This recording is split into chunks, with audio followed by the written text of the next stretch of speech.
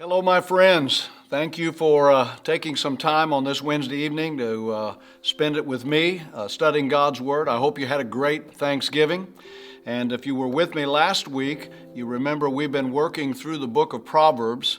I guess we're probably 10 weeks or so into this.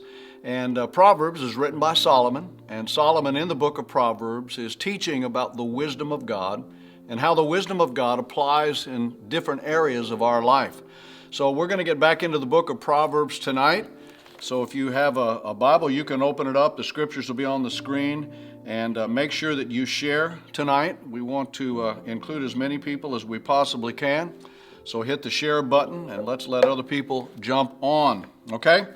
Now last week, the day before Thanksgiving, we talked about laziness. Yep, that's what we talked about, laziness.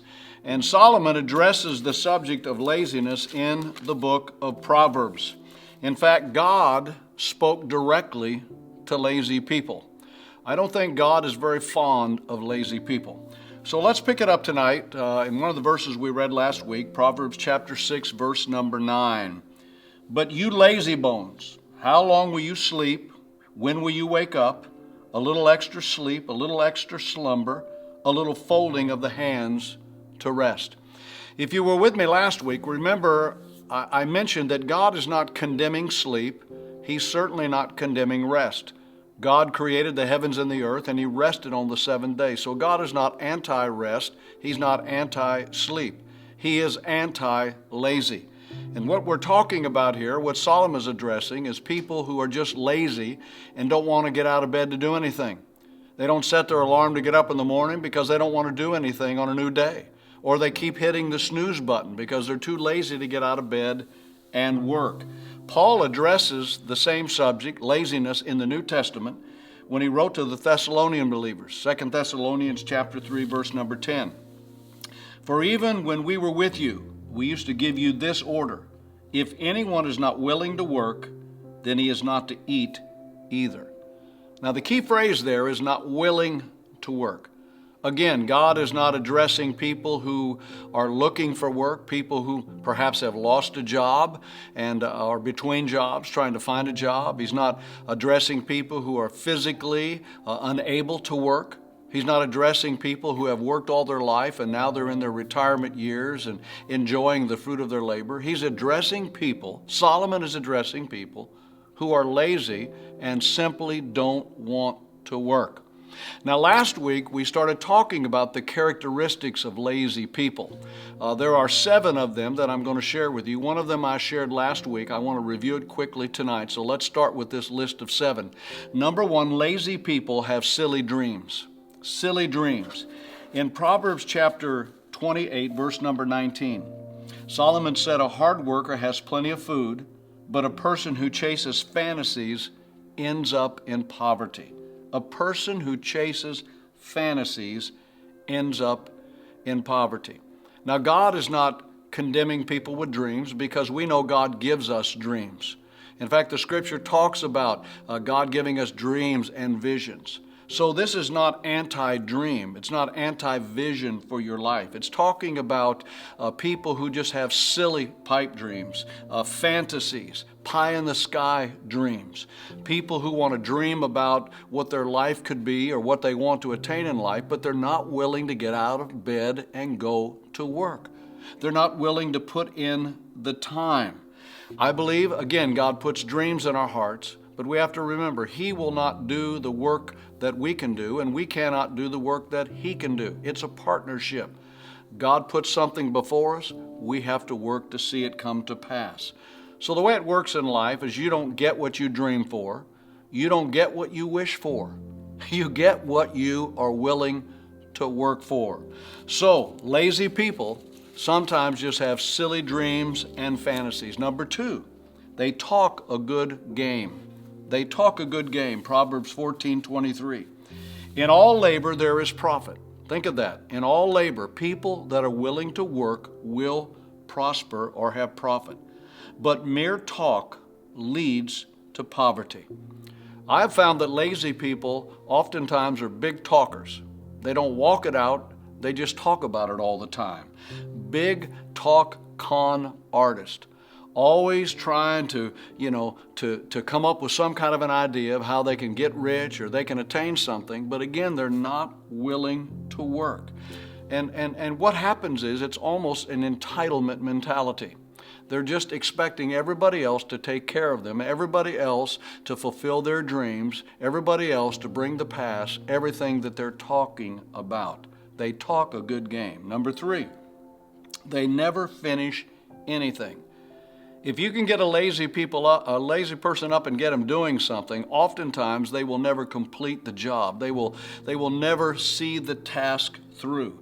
In Proverbs chapter 12, verse 27, he said, "A lazy man does not roast his prey, but the precious possession of a man is diligence." Now think about that. A lazy man doesn't roast his prey or cook what he shoots or kills. But the precious possession of a man, a responsible man, a wise man, is his diligence or his persistence or his consistency in life. So Solomon gives us a word picture here of a hunter, somebody that goes out and they're all about the game. They're all about capturing the game or killing the game. But when it comes to the effort of cleaning the game, when it comes to the effort of cooking the game, they don't want to put in that effort. They just want the fun of getting the game, killing the animal, but they don't want to work at cleaning the animal or cooking the animal. Why? Because they want somebody else to do it. Why? Because they're lazy. They're lazy. So Solomon talks here about lazy people not really being willing to finish the task, to see a project through to the final end. Characteristic number 4, they're full of excuses. Full of excuses. Proverbs chapter 26, verse number 13. The sluggard says, the lazy person, the sluggard says, "There is a lion in the road. A lion is in the open square. As the door turns on its hinges, so does the sluggard on his bed." I got to tell you, I love the book of Proverbs. I know sometimes in teaching on Wednesday nights, I start laughing and I'm humored by what Solomon says, but he paints such vivid word pictures for us. The lazy person says, "There's a lion in the road. I can't travel. I can't go anywhere." The lazy person says, "There's a lion in the square. How do you expect me to go downtown and go to work? There's a lion there. My health could be put in jeopardy." And then Solomon said, as the door turns on its hinges, so a lazy person just keeps rolling over in bed, making excuses why they can't get up and work, while they can't get up and do something. I read about a guy who was lazy, and he was always making excuses to his family why he couldn't get up and go to work, why he couldn't do anything, why he couldn't contribute. "Oh, I don't feel good. Oh, my back hurts. Oh, I've got terrible head pain." Finally, the family got fed up with his excuses. And they said, "We want you to go to the doctor. You need to get checked out. If there's something physically wrong with you that's keeping you from working, then you need to go get checked out by a doctor." So he agreed. He made an appointment with the doctor. He went in and sat down. The doctor did a thorough examination. He told him, "Put your clothes back on." He said, "I'm going to go and read the reports and I'll come back and give you my evaluation." About 15 minutes later, the doctor walked back into the examining room. The guy's sitting there on the table. And before the doctor could say anything at all, here's what the man said. He said, "Doc, listen, don't hold anything back." He said, "Whatever it is that's wrong with me, I don't want you to hold anything back." He said, "I'm a man, I'm a strong man. You can tell me in no uncertain terms what my problem is." The doctor said, "Okay." After reading all of the tests, he said, "There's nothing at all wrong with you physically. Your problem is you're lazy. In fact, you may be the laziest patient I have ever examined in my life." The guy said, "Wow, you didn't hold anything back. I know I told you not to hold anything back. I told you not to give me some elaborate medical, terminology that I wouldn't understand. So that's what's wrong? I'm just lazy?" He said, "Yeah, you're just lazy." He said, "Okay, now I've got to go home and explain to my family what's wrong. Could you maybe give it back to me in complicated medical terms so when I explain it to them, they won't realize that I'm lazy?" Lazy people always make excuses. You've been around lazy people. You know lazy people. Maybe you've worked with lazy people in the past. They make excuses. They don't finish jobs. They talk a big talk. They dream silly dreams, but there's never any traction in their life to get from point A to point B. Number 5, lazy people are arrogant. Proverbs 26:16. Lazy people consider themselves smarter than 7 wise counselors. Lazy people consider themselves wiser, smarter than 7 wise counselors. Why do they do that? Because they're arrogant. I've noticed in life that laziness and pride or arrogance are good friends. They seem to buddy up. They seem to piggyback off one another. Lazy people are the people that always point fingers at everybody else. They always criticize what other people are doing.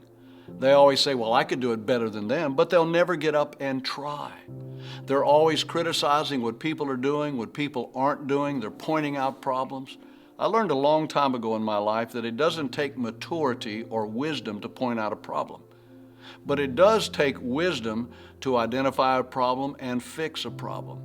Solomon is saying when you are lazy and arrogant, you're not living and walking in the wisdom that God gives to us. So lazy people are arrogant. Number 6, they are troublemakers. Troublemakers. Watch this. Chapter 26, we'll read verse 16 again and then verse 17 and 18. Lazy people consider themselves smarter than 7 wise counselors. Interfering, verse 17, interfering in someone else's argument is as foolish as yanking a dog's ears. And it's just as damaging as a madman shooting a deadly weapon. Man, you talk about a word picture. He said, hey, lazy people, because they got so much time on their hands, because they're not working, they are troublemakers. They're always sticking their nose in somebody else's business. They're always talking about somebody. They're always disrupting something somewhere, disrupting families, disrupting the workplace. They may be employed, but they're not a good worker. And he said it's just like somebody grabbing a dog by the ears. Why? Most of the time somebody grab a dog by the ears, what's that dog going to do? He's going to bite. Okay? He's going to bite. There's going to be trouble. It's like a madman running around shooting a gun. Totally irresponsible, causing trouble, damaging things. Solomon said lazy people, because they have nothing else to do, are just troublemakers. You know anybody like that? Sure you do. We all do. And then the last characteristic, number 7, they're irritating. Proverbs 10:26, lazy people irritate their employers. Like vinegar to the teeth or smoke in the eyes. Lazy people irritate their employers. Let me tell you something. If you're a supervisor, if you own a company, if you manage people, you know lazy people are irritating. They are irritating. In fact, he tells us it's like vinegar to the teeth. Now, who would ever think of drinking vinegar to cool down? Here in Florida, it gets really hot. If you're out working in the yard on a July day and you come in the house and you want to cool down, are you going to reach in and get a bottle of water, or are you going to reach in and get a bottle of vinegar? Well, you're not going to drink vinegar, because vinegar is going to be bitter. It's not going to cool you down. It's not going to be any comfort or any good to you. And then he tells us here, it's like smoke in the eyes. You know what it's like when you get smoke in your eyes. It's irritating. Okay, you're sitting around a campfire, you're talking, roasting marshmallows, and the smoke is going into your eyes. It's irritating. I travel in different countries and minister in different countries, and in many countries around the world, they allow people to smoke in restaurants.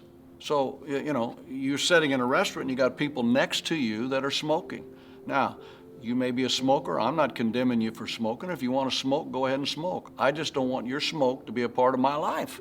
Don't blow smoke in my eyes. It's irritating. And that's what Solomon has to say here about lazy people. You know, it's like sending an 8-year-old into the bedroom and tell them to clean their room up, pick everything up. You're going to be in 20 minutes to check it out. You walk in 20 minutes, they're sitting in the corner playing with their toys. Why didn't you clean your room? Oh, it's so difficult. It's just so hard. Can you help me? Can you do it for me? It's irritating. And that's what Solomon says here about lazy people. Now, again, we're not talking about people that can't work. We're not talking about people who are in the process of trying to find work. We're talking about people who don't want to work. I'll be honest with you. I am all about helping needy people, but I oppose supporting lazy people. Let me say it again. God's all about helping needy people, but God has no intention on supporting lazy people. If God condemns laziness, then I'm not going to encourage laziness. You shouldn't encourage laziness, and we should not allow laziness to be a part of our life, okay? So let's do everything we can to dream big dreams, to let God put something in our heart, and then let's be willing to roll up our sleeves and get to work and get after it. Because when we work hard, dreams will come to pass. In fact, in my office, and I brought it in here tonight, I have a little paperweight here. And I keep this close by where I can see it in my office. And here's what it says. You can't build a reputation on what you say you're going to do. Do it now. You can't build a reputation. You can't build a life on what you say you're going to do. Sooner or later, you got to go to work and make it happen. I love you. I appreciate you. See you next week.